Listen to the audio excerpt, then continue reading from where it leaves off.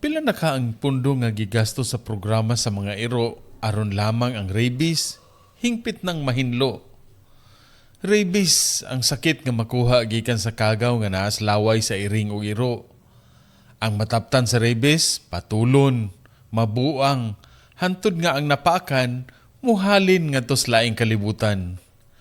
Kahadlukan, kay ang banay nga may pasyente sa rabies, peligro ang tanang sakop, matakdan. Masulbad ang rabies kon ang hayop nga gialimahan sa anti-rabies mabakunahan ug aron dili na mabugno sa uban nga mga iro angay kining ahiktan.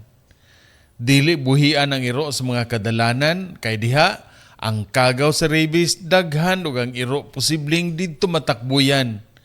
Didto po na ang iro posibleng mas paspas mo daghan.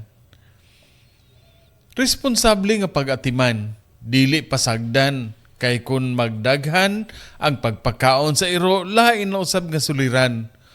Ug kung buhian sa kadalanan, ang iro nga latagaw sa mga motorista na usab suliran. Mao nga pabakunahi, iparehistro, ipakapon ug atimanon aron ang rabies makapahulay na sa dayon. Duyog sa paghandom sa World Rabies Day diris Bohol alang sa maayong balita Central Visayas, Ray Anthony Chu, PIA Bohol.